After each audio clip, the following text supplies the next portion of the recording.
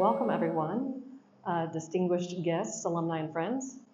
My name is Katie Jo Walter and I am the Director of Advancement and Alumni Relations at Woodstock School.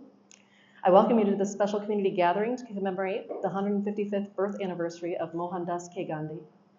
Gandhi was a towering figure of the 20th century. Gandhiji was a champion of peace, nonviolence, and social justice. He led India to independence from British rule through his innovative and courageous methods of nonviolent resistance. We're fortunate in so many ways to be in this place and in the esteemed company in which we find ourselves for today's program. Firstly, I will speak of the place. The Christian Retreat and Study Center was founded by Woodstock School alumnus, Reverend James Payne Alter, 34, the father of distinguished alumnus and accomplished actor Tom Alter of the class of 1968. Nearly 70 years ago in 1954, he founded this place. 25 years prior to that, Mahatma Gandhi was at this very site, which at that time was a sanatorium that had been run by Dr. Keshav Dev Shastri. When Gandhi came here on his first visit to the area in 1929, it was to pay tribute to the doctor who had recently passed away. The Mahatma unveiled a portrait of Dr. Shastri and planted a peepal sapling in his honor, which is now the tree that we see at the entrance of the property and where we took our photo today. Now, on to our company. We are particularly honored to have with us today Woodstock School Distinguished Alumna, Srimati Nayantara Pandit Sahgal, class of 1943. She's an internationally acclaimed journalist and author who knew Gandhi in her youth and whose parents were Gandhi's followers. Her mother, Vijaya Lakshmi Pandit, was imprisoned 3 times during the freedom movement and later became the first woman president of the UN General Assembly. Srimati Sahgal will be delivering the keynote address today, and I am sure she will share with us some unique insights into Gandhi's life and legacy as experienced by her firsthand, as well as their impacts on her continued life and work. The following citation accompanied Srimati Sahgal's Distinguished Alumni Award presented to her in Woodstock's sesquicentennial year of 2004. So note this is from 2004 and it is a bit dated. I'll do some updates after reading it. Nayantara Sahgal has been elected to the Woodstock School Distinguished Alumni role in recognition for her lifetime of achievement as a writer of elegantly crafted works of both fiction and nonfiction, providing perceptive and insightful analysis of post-colonial India's social and political climate. She was born in Allahabad, India in 1927, into one of India's most prominent political families. Her mother, Vijaya Lakshmi Pandit, was India's first ambassador to the UN. Her uncle, Jawaharlal Nehru, was India's first prime minister, and her first cousin, Indira Gandhi, was India's 3rd prime minister. It is therefore not surprising that politics and history underlie much of her writing. A member of the class of 1943, Nayantara attended Woodstock from 1936 until 1940, finishing her high school education in Allahabad due to the changing political climate in the nation. She attended Wellesley College of the United States and graduated with a BA in history in 1947, the first step in a lifetime of academic accomplishment. In 1976, she was named a fellow of the Radcliffe Institute in Cambridge, Massachusetts. In 1981 to 82, a fellow of the Woodrow Wilson International Center for Scholars in Washington, D.C., and in 1983 to 84, a fellow at the National Humanities Center in North Carolina. In addition to these fellowships, she was a writer-in-residence at Southern Methodist University in Dallas, Texas, in both 1973 and in 1977.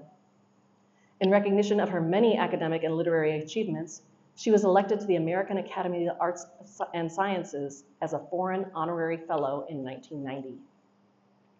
Nayantara is the author of 9 novels. In 2002, she was awarded the Alumni Achievement Award from Wellesley College. The Library of Congress currently holds 24 of her works. She continues to write and maintains contact with Woodstock from her home in Dehradun. In 2004, she spoke to Woodstock's 75th annual commencement, where she inspired yet another generation of students to make a difference in the world. So that was her citation from 2004. But since then, since receiving the Woodstock School Distinguished Alumni Award, Srimati Sahgal has continued to write, with her novels now totaling 11 in number. Her nonfiction works include a critical account of Indira Gandhi's emergence in style, in which she was critical of an authoritarian term emergency. She has also written on Jawaharlal Nehru's foreign policy. Nayantara Sahgal has remained committed to human rights and political dialogue to the present day. In 2015, she returned her Sahitya Academy Award to protest what she called, quote, increasing intolerance and supporting right to dissent in the country, following the murders of rationalists Govind Pansare, Narendra Dabholkar, and M.M. Kalburgi, and the Dadri mob lynching incident as well. For this, she was praised in 2017 by Karima Bennoune, the United Nations Monitor for Cultural Rights. In September of 2018, she was elected Vice President of PEN International, a worldwide association of writers promoting friendship and intellectual cooperation among writers everywhere. Nayantara is joined today by her daughter, Geeta Sahgal, who has worked on women's rights for many years, and we are fortunate to have her with us as well. As a means of further introduction, linking both the place and the company we are blessed with today, I would like to share the opening paragraphs of an article Srimati Sahgal wrote for the American magazine The Atlantic in 1953. When I was a child, I often asked my parents, when will India be free? It was a question which worried me a great deal, for until my country was free, my parents, who were participants in Mahatma Gandhi's passive resistance movement against the British government, would have to keep going to jail as frequently as Gandhiji called upon them to do so. I was always given the cheerful and non-committal reply that India would be free when those who fought for her freedom were worthy of it. My parents did not appear to be unduly concerned with the fruits of struggle to which they had dedicated their lives.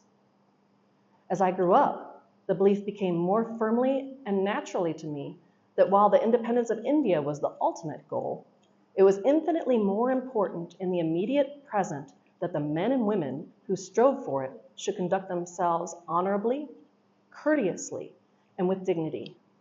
Unless the struggle itself was an honorable one, free from the poison of bitterness and hatred towards the opponent, independence, when it came, would be a mockery. Gandhi called his movement Satyagraha, a fight for truth. Its very name implied its moral character, and a high moral caliber was expected of those who chose to participate in it. They may often have fallen short of the standard expected of them, but before them there always lay Gandhi's own unwavering example. Gandhi believed that violence, falsehood, and fear were enemies of the truth. Satyagraha required different weapons, those of nonviolence, calm thinking, and quiet courage. It required another essential weapon, a word which Gandhi used unabashedly. Jesus Christ had used it freely long before him, but not many men had used it since Christ. It was love. Love, when applied to politics, had a strangely incongruous sound, but love thine enemy was a vital command of Gandhi's as it had been of Christ's. So now, here in this place where Mahatma Gandhi stepped foot and is now dedicated to the study of such valuable teachings of Christ, I would like you to join me in welcoming our keynote speaker, Woodstock School Distinguished Alumna, Nayantara Pandit Sahgal, to deliver the keynote address. Thank you, Ms. Sahgal. Yeah, very welcome. Now I've called this little talk, My Thoughts on Gandhi Jayanti. Okay? So what I've written here is we are celebrating Gandhi Jayanti, the day he was born, right? Jayanti means the day he was born. But I am thinking of the day he died, the day that he was killed, when Nathuram Godse pumped bullets into his bare chest. Why? For saying, Ishwar Allah Tere Naam, Sabko Sammati De Bhagwan. The birthday of the greatest Indian of our time should mean the celebration of what he stood for.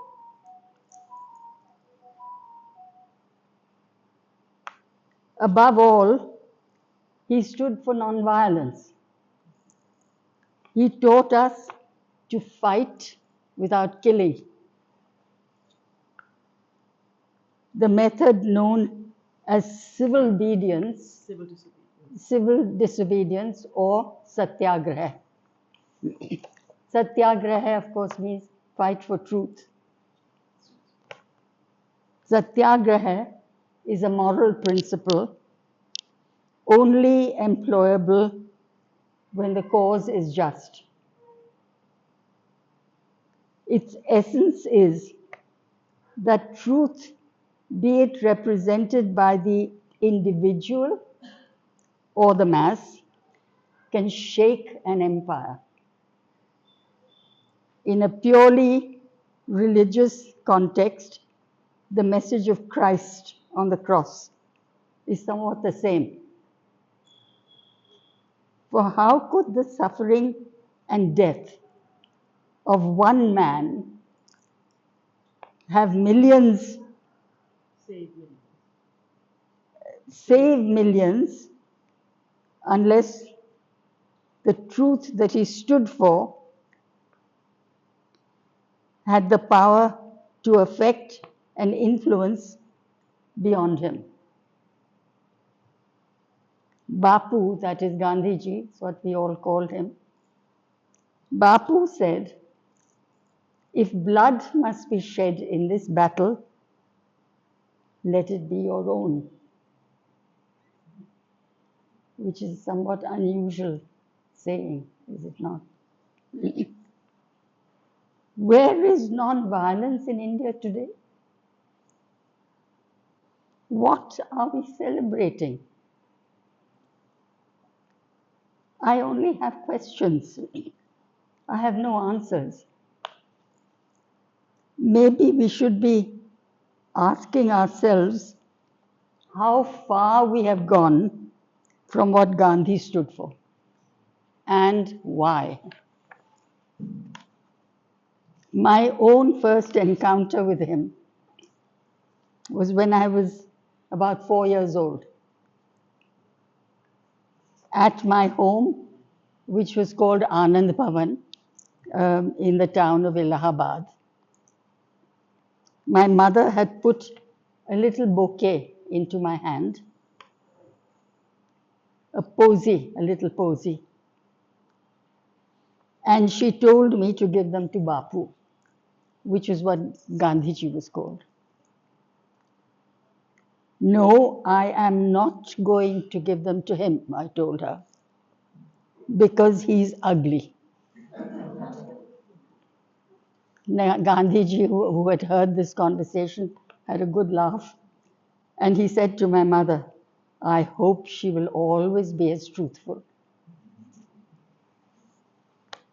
Gandhiji was a close friend of my family, and particularly of my uncle, Jawaharlal Nehru. And it was he who drew the family into opposing British rule in every aspect. Motilal Nehru, who was my grandfather,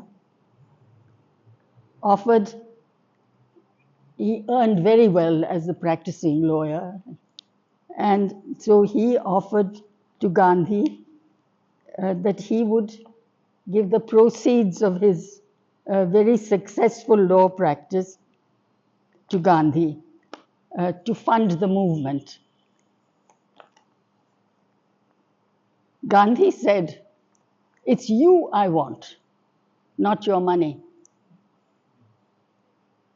And to the entire family, including the women, and so the entire family, including the women, joined the national movement. I should also say, including some of the servants, joined the national movement and went to jail for peacefully breaking laws which were unjust. A very different time from today when I look back. My father died of lack of treatment in jail in British times during the Quit India movement. My father was Ranjit Pandit and my mother Vijaya Lakshmi Pandit was bereft. She turned to Gandhiji for comfort. And he said to her, "You are the daughter of a brave father, the sister of a brave brother, and the wife of a brave husband. You will find your courage in yourself." And indeed she did. She organized Congress women volunteers and worked in the Bengal famine. She also set up the first chapter of Save the Children to raise funds. Yeah, in India, the first chapter in India. Gandhiji also encouraged her to go abroad to make the case for Indian independence in the United States. And there was this lone woman, my mother, opposing an empire while making common cause with Black Americans who were also denied civil rights. The founding of the United Nations was the chance for the voice of free India to be heard, so that the UN would stand for universal human rights and against racism and colonialism. When I came home from 4 years in college, I went to Wellesley College in Massachusetts. And when I came home, the first person I went to see was Bapu, which is what we called Gandhiji. He was sitting in the garden wearing a straw hat. He looked quite funny. And he was very affectionate. He'd known me since I was very, very small. So he said to me, "Well, now that you're home, come and see me. And we must have a good talk." That day never came. The next day, he was shot. The death of Gandhi could have been the trigger for far greater bloodshedding. But his assassination shone a spotlight on his killer and led to deep revulsion among the Hindus. The historian Ramchandra Guha has written that Gandhi's martyrdom brought the leaders together and the country together. Soon after independence, Sardar Patel and Jawaharlal Nehru had serious disagreements and were not able to work together. Gandhiji was mediating between them. But after Gandhi's murder, they buried their differences in a common cause, which was to build a free India. Guha has written, Ramchandra Guha, the historian, has written both Patel and Nehru went on All India Radio to calm tempers. I remember that talk so well. I heard it on the radio. Patel appealed to the people not to think of revenge, but to carry the message of love and non-violence enunciated by Mahatma Ji. This was what Sardar Patel said. "We did not follow him when he was alive. Let us at least follow the steps now he is dead." Indians, said Nehru in his broadcast, had now to hold together and fight the terrible poison of communalism that has killed the greatest man of our time. Remarkably, the message was heeded. Far from heading to further rioting and bloodshed, Gandhi's murder led to a cessation of violence. Hindus were horror struck that one of their own had killed the greatest living Hindu. The attacks on Muslims ceased. The desire to match Pakistan in the savage treatment of its own minorities was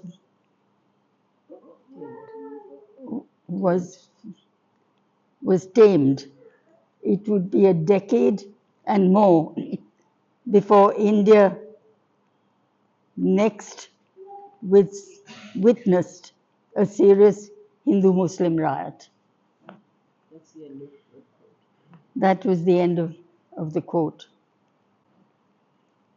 I walked in the funeral procession of Gandhiji, Bapu as we called him. It was an agonizing walk. For all the thousands who silently watched the funeral procession go by, many thousands more besieged the open truck carrying the flower-wreathed body, weeping bitterly, trying once again to touch Bapu's feet. It was impossible to take even a short step forward without being crushed from all sides. I was walking on the ground, and so I was being sort of crushed in the crowds. The procession left Birla House in the morning. It was evening when it reached the cremation ground. That's how long it took,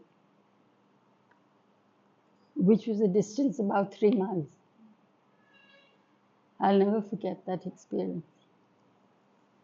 I realized as we inched our way along, and with difficulty, that we were in the middle of something more than a grieving multitude. This was more even than the funeral procession of India's beloved leader. I was among human beings for whom walking with Gandhi, or Bapu as we called him, had had a profound significance. For they had walked with him over the rough and smooth and much of India's recent history. They could not now resign themselves to the fact that he who had led them over many arduous paths was never going to walk with them again. Bapu's slight figure had walked staff in hand over a large part of India. To walk is to make progress. It is to think with clarity and to notice with a heightened awareness all that is around you. Isn't that so? From the small insects that cross your path to the horizon in the distance. The walk is the way of the pilgrim. And for Bapu, every walk had been a pilgrimage, the dedication of his body in preparation for the spirit's sacrifice. To walk, moreover, was the only way open to the average Indian. He had no vehicles. It required no vehicle but his own body, and it cost him nothing but his energy. Gandhiji took this simple necessity and sublimated it, as he took so much that was obvious and commonplace and translated it into a joyful effort. As we remember Gandhiji on his birthday, let us remember what he taught us: to lay down the burden of fear, to refuse hatred and reject it, and for all the people of India to live in harmony with each other and with the land. So let us dedicate ourselves now, today, this moment, to opposing violence and to walk with Gandhi's spirit in our hearts. Thank you.